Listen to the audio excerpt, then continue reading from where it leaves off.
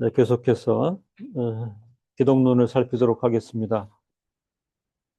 오늘 말씀은 그리스도의 이중 상태, 이중 상태에 대한 이해입니다. 음,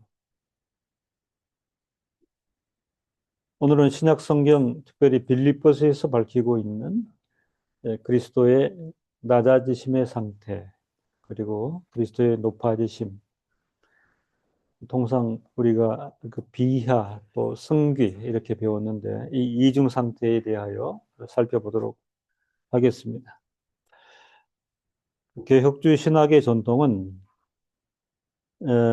그 기독교회가 가지고 있는 큰 교리인 말씀의 성육신.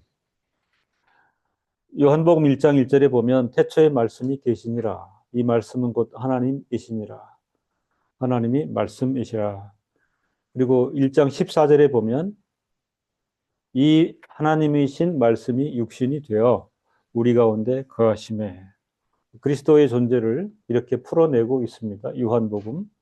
이 내용이 말씀의 성육신에 대한 성경의 근거입니다. 이 말씀의 성육신은 신적인 영광을 일시적으로 포기하는 것이거나 또는 감추인 것이라 해석했습니다. 영광을 마땅히 누리셔야 될 영광을 일시적으로 포기하는 것, 그리고 감추는 것이 성육신이라 이렇게 그 개혁주의 신앙에서는 이렇게 풀었습니다. 이러한 개념은 빌립보서 2장 6절로 7절에 기초하는데, 그는 근본 하나님의 본체시나 하나님 자신이시나 하나님과 동등됨을 취할 것으로 여기지 아니하시고, 이게 이제 영광을 포기하시는 부분이시죠. 오히려 자기를 비워 종의 형체를 가지사 사람들과 같이 되셨고, 여기 이제 비하의 그 속성이 들어가 있습니다. 이 말씀에 대해서 로마서는 이 입장을 더 구체화했는데, 율법이 육신으로 말미암아 연약하여 할 수 없는 그것을, 율법이 육신으로 말미암아 연약하여 할 수 없는 그것을, 율법의 기능은 단지 정죄, 판단, 사망 선고, 여기에 국한되기 때문에 율법이 육신으로 말미암아 연약하여 할 수 없는 그것을 하나님은 하시나니, 전지전능하신 하나님께서 하시나니, 곧 죄로 말미암아 자기 아들을 죄에 있는 육신의 모양으로 보내어 육신의 죄를 정하사, 율법의 능력으로 할 수 없는 이것을 전지전능하신 하나님께서 하시나니, 자기 아들을 죄 있는 육신의 모양으로 보내어 성육신하게 하시어 육신의 죄를 정하사. 로마서 8장 3절. 하나님의 전지전능하심은 택한 백성을 위하여 상상할 수 없는 일을 감행하셨는데, 가히 상상할 수 없다. 그 일이 뭐냐? 하나님이신 아들을 죄 있는 육신의 모양으로 종의 형체로 세상에 보내사 십자가에 달려 죽게 하셨다. 빌립보서 2장 7절에서는 종의 형체를 가지사 이렇게 언급하였고, 빌립보서 2장 8절에서는 자기를 낮추시고 죽기까지 복종하셨으니 그리스도께서 곧 십자가에 죽으심이라 이렇게 하심으로 빌립보서 2장 7절의 내용을 넘어서고 있습니다. 빌립보서 2장 6절에서는 그는 근본 하나님의 본체시나 하나님과 동등됨을 취할 것으로 여기지 아니하시고, 하나님의 본체, 하나님 자신이지만 하나님과 동등됨을 취할 것으로, 우리 개혁 성경에 취할 것으로, 여기 취하다는 빼앗다 이런 뜻으로 이해가 되고요. 헬라어로 아르팡모스인데 이 개념은 사실은 다양하게 해석되었습니다. 헬라어 아르팡모스. 이것은 어떤 이가 자신의 개인적인 유익을 위해서 어떤 것을 반드시 취하려고 고집을 부르지 않는다 하는 개념을 반영한 것이고, 또 다른 해석은 이 해석에 주목해 볼 필요가 있는데, 어떤 이가 자신이 소유하고 있는 것을 포기한다는 것입니다. 아르팡모스, 취하다, 빼앗다. 어떤 이가 자신이 소유하고 있는 것을 포기한다는 것입니다. 하나님 자신이신 하나님의 아들 예수 그리스도께서 자기 자신을 비운다 이렇게 표현하고 있는데 헬라어로 케노시스 들어보셨죠? 케노시스. 하나님의 아들이신 예수 그리스도께서 아르팡모스의 길을 가실 때 자기 자신이 소유하고 있는 것을 포기하실 때 헬라어 케노시스가 부각이 되면서 역사적으로 케노시스 신학이 성립이 되었습니다. 그래서 일부 신학교에서는 아예 그 과목을 만들었어요. 케노시스 신학. 예, 장단점이 있다고 봅니다. 하나님 자신이신 하나님의 아들이 자기 자신을 비우고 성경을 통하여 신학적으로 정립해서 그리스도께서 대속하심의 은혜를 드러내는 방면으로 이 신학이 유용성을 갖지만 또 한 가지는 조금 나아갔다. 이제 이런 표현을 할 수 있습니다. 그 주변에 보면 아예 그 케노시스 교회 이런 게 있고요. 그 다음에 사실은 이 케노시스 이해에 따라서는 딱 맞는 단체가 케노시스 수도원이에요. 그 어느 게 방점이죠? 비운다. 그죠? 비운다. 케노시스 신학을 격하게 강조하는 신학 지파에서는 극단적인 자기 개방과 자기 비움을 신자들에게 강조한 나머지 육체적이며 생활적인 측면인데 어디까지 갔느냐? 법정 스님의 무소유 사상과 동일시돼요. 비워라. 다 비워야 된다.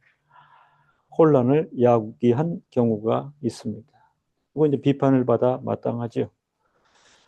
또 하나, 그 신학 일부 지파에서는 이 케노시스 신학이 또 너무 사람의 그 육체나 정신을 절제하고 단속하는 쪽으로 가다 보니 심지어는 사회적 약자들의 억압과 고난을 정당화하는 데 악용이 되었습니다. 그렇더라도 우리는 케노시스의 길을 가야 한다.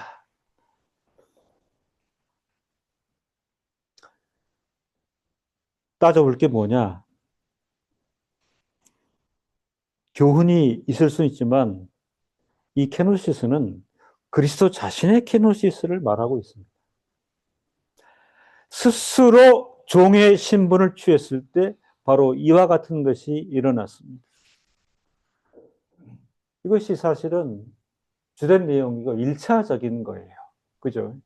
사람이 상상할 수도 없었는데 하나님의 놀라운 경륜으로 하나님께서 자신 아들을 종의 형체로 세우시고 그를 비우게 하셨다. 사실은 여기까지 케노시스예요. 이게 케노시스입니다.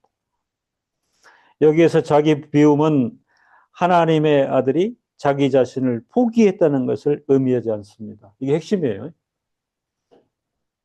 케노시스가 하나님께서 스스로 하나님이심을 포기했다. 이제 여기에 오류 여부가 있는 거예요. 루터교회도 오해를 했는데 케노시스 신학의 최대 오류가 뭐냐? 하나님의 완전한 인과한을 선언한 거예요. 그죠? 하나님인데 비우다 사람이 됐다. 그래 놓고는 사람의 속성을 드러내는 거죠. 종의 형체를 가졌다. 육신을 입었다.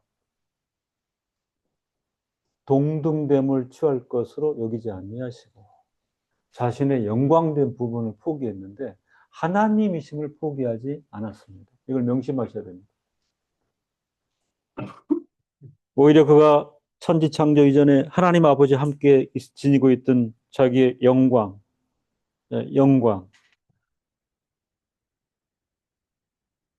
포기하셨다는 것을 의미합니다. 이런 이해가 중요합니다. 요한복음 17장 5절에 아버지여 창세전에 내가 아버지와 함께 가졌던 영화로서 지금도 아버지와 함께 나를 영화롭게 하옵소서.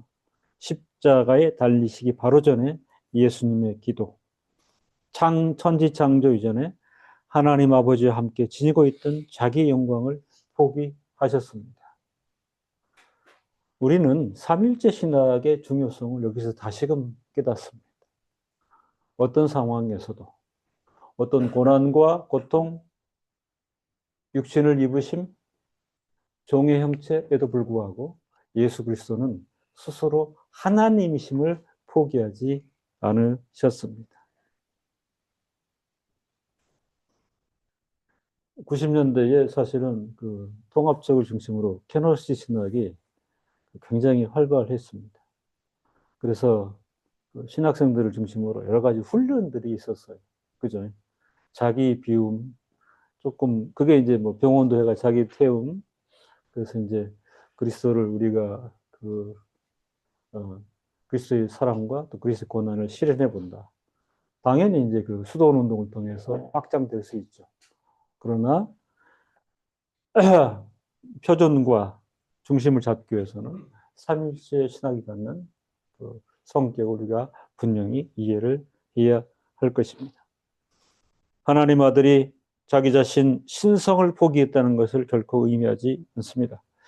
천지 창조 이전에 누렸던 하나님 아버지와 함께 누렸던 그 영광을 잠시 포기하셨다 하는 내용으로 케노시스에 대한 그 이해를 그러니까 어쩌면 이 헬라어 원어를 너무 확장적으로 해석하다 보니 그리고 교훈을 만들려고 하다 보니 격하게 되었다 하는 반성을 하게 되는 것입니다.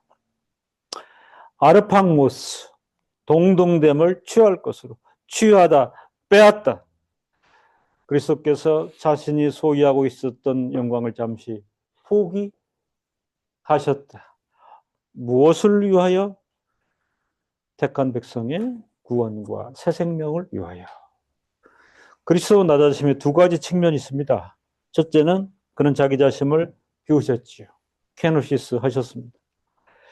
그는 자신이 인간이 되기 이전에 지니고 있던 영광을 포기하셨습니다. 그리고 그는 기꺼이 사람들과 똑같이 되고자 하셨습니다. 그럼에도 결코 하나님이심을 포기한 적이 없습니다. 히브리서 2장 17절에 그러므로 저가 범사의 형제들과 같이 되심이 마땅하도다. 이는 하나님의 일에 자비하고 충성된 대제사장이 되어 백성의 죄를 구속하려 하심이라. 성육신 그리고 케노시스의 길을 가신 것, 사람들과 똑같이 되고자 하신 것, 무엇 때문에? 자비하고 충성된 대제사장이 되시려 백성 전체를 대신하여 스스로 희생제물이 되시사 충성된 대제사장이 되어 자기 백성의 죄를 구속하려 자신을 비우셨습니다. 히브리서 4장 15절에 우리에게 있는 대제사장은 우리 연약함을 채울하지 아니하는 자가 아니요 종의 형체를 지니시고 사람들과 똑같은 육신을 입으시사 우리 연약함을 채울하지 아니하는 자가 아니요 모든 일에 우리와 한결같이 시험을 받은 자로 돼 죄는 없으시니라. 종의 형체를 가지고 그죠? 아르팡모스 취함을 당하시고 다 빼앗기시고 그리고 케노시스 비움의 상태가 되었던 그리스도의 속성을 우리가 이해하자 하는 것입니다. 그 최근에 그 주변 성도들 가운데 뭐 정신적으로 또 직업 사업적으로 그리고 또 뭐 가족 관계에서 아픔들이 참 많은데 그래서 목사님 기도해 주세요. 목사님 기도해 주세요. 그 기회들이 많은 것 같습니다.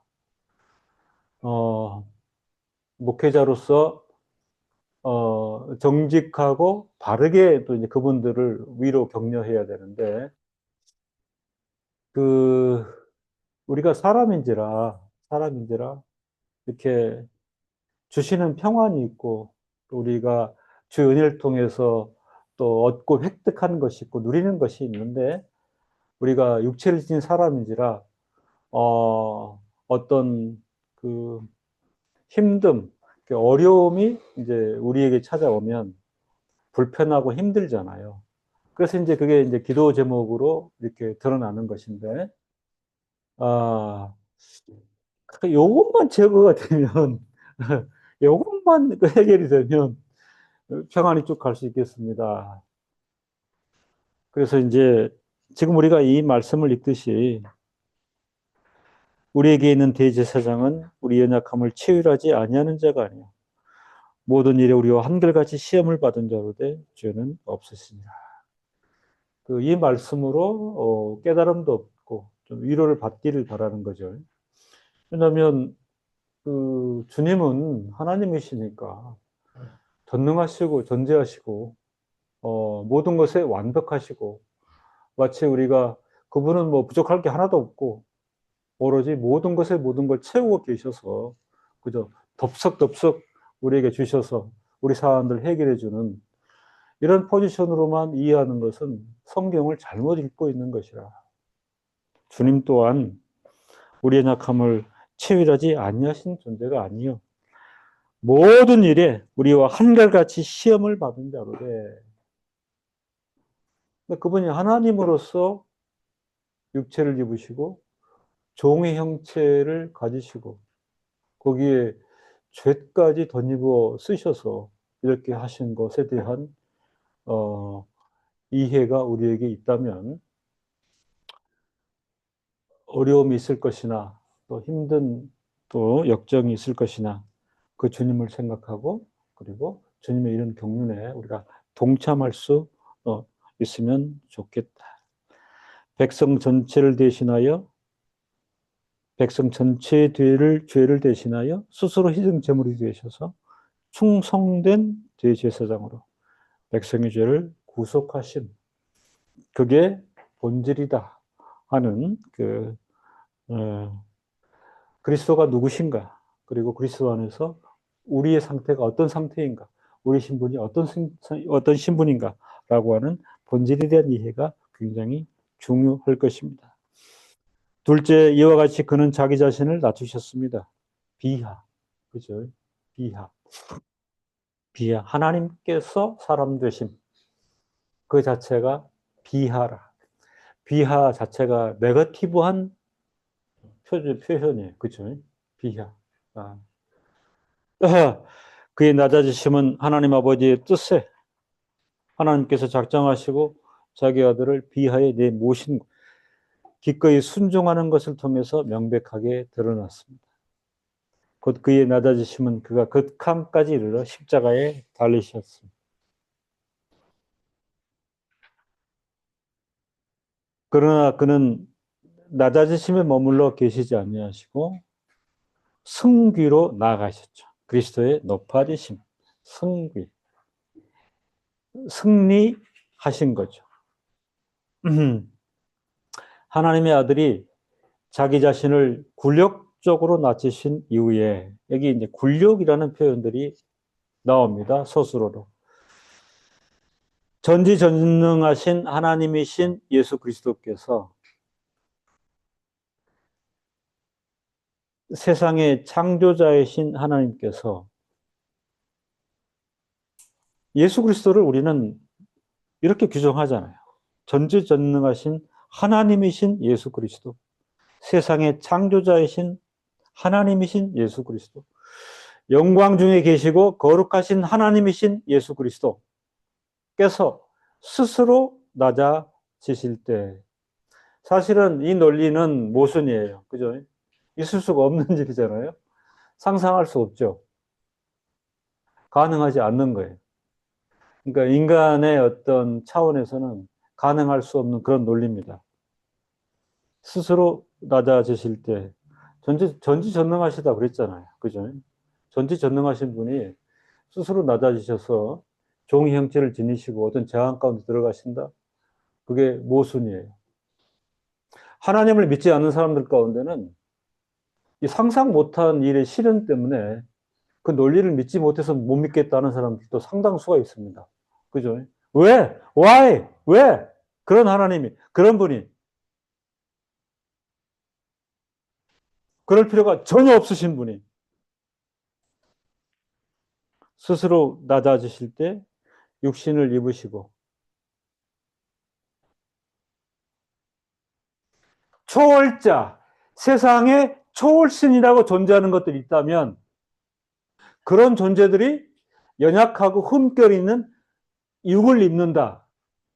사실은 이런 논리는 여러 종교 집단 가운데 없는 논리예요. 그리고 굳이 그런 논리를 만들 필요가 없어요.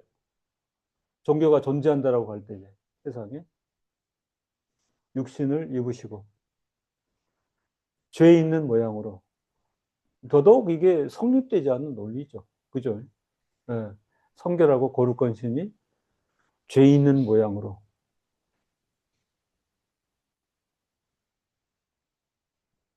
사실은 이런 논리를 말하면 기독교회가 의심을 받는 거예요.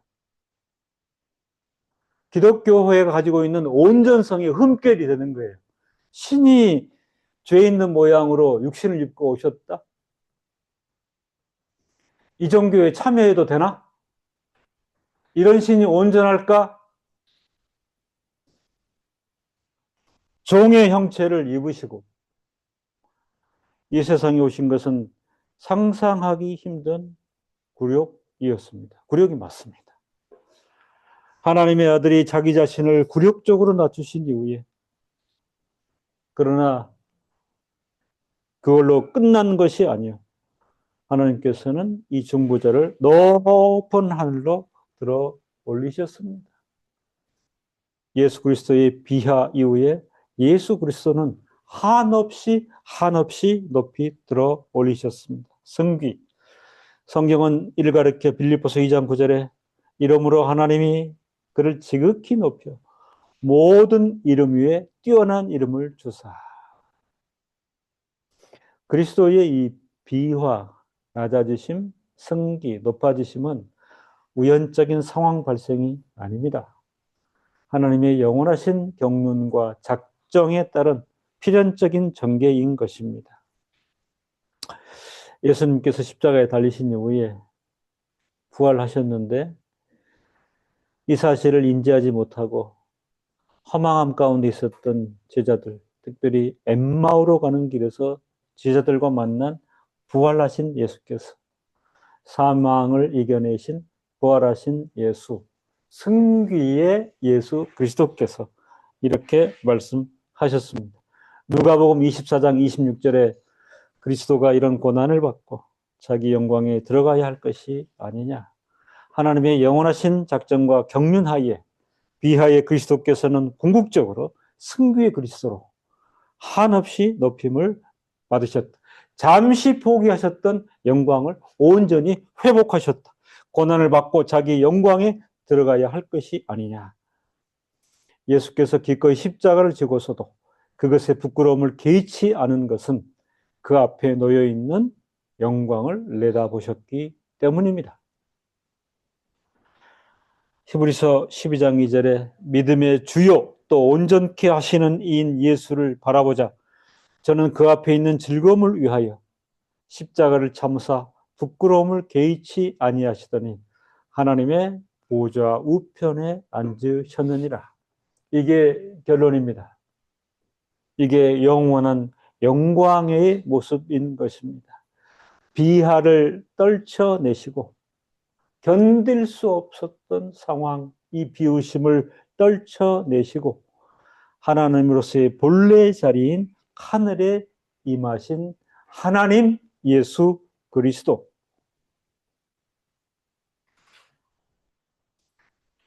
우리는 그동안 그리스도의 삼종직에 대한 교리를 살폈습니다.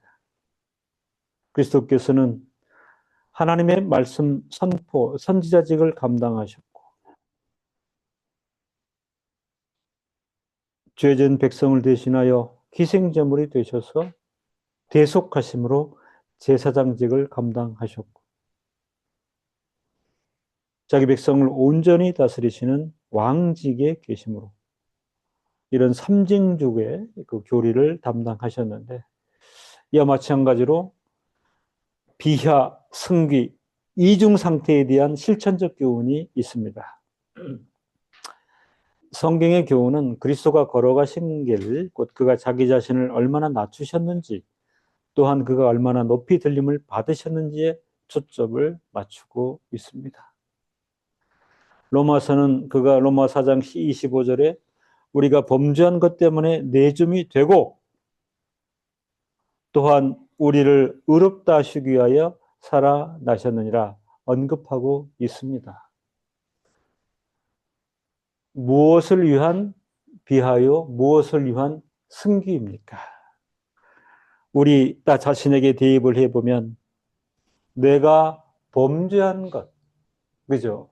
내가 심판과 영원한 사망에 이르게 되는 것, 그것을 위하여 그리스도께서는 내주심이 되고 우리는 불의하여 그것에 대하여 심판정에 서고 영원한 저주 가운데 있을 수밖에 없으나 우리를 의롭다 하셔서 우리 또한 영광에 참여하는 것을 위하여 칭의를 증명하시기 위해 그리스도께서 부활하시고 승귀의 길을 가셨다. 이렇게 우리가 정리를 하게 되는 것입니다. 그러므로 비하와 승리는 나 자신, 우리 자신을 위한 하나님의 놀라우신 은혜의 경륜이 되신 것입니다. 성도 여러분, 우리 마음에 기억하십시다. 그죠? 하나님께서 나의 죄를 위하여, 나의 구원을 위하여, 나의 영광을 위하여, 영원한 생명을 위하여 예수 그리스도를 비하의 자리에 내어주셨다가 승비의 길로 이끌어 올리셨다.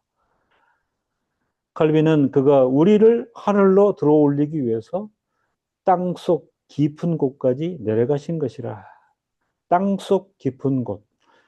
우리가 애우는 사도신경 원문에는 이게 표현이 되어 있는데 한국교회가 사실은 이 부분을 빼뜨린 거예요. 내려가는 것이다라고 표명하였습니다. 말씀을 맺습니다. 교회와 성도들은 이러한 그리스도의 낮아지심과 높아지심에서 일어나는 그리스도 사역을 믿음으로 묵상하면서 깨달아야 합니다. 곧 그리스도의 비하와 승기는 우리를 위해서 프로 노비스, 우리를 위해서 행해진 것입니다. 이 표현은 성만찬의 전통적인 의식에서 늘 반복이 되는 것입니다. 자기 백성의 구원과 영원한 영광을 위한 그리스도의 삼중직에 대해서 살폈습니다. 또한 비하와 성규의 이중 상태에 대해서 살폈습니다. 우리가 진실한 자세로 이 지식에 접하고 깨닫고 그러므로 마땅히 이 경륜을 베푸신 하나님을 경배하는 것이 합당하다. 이 인식이 성도의 도리인 것입니다. 기도하겠습니다.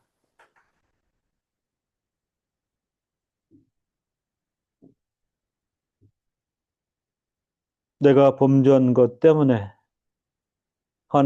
하나님께서는 하나님이신 독생아들 예수 그리스도를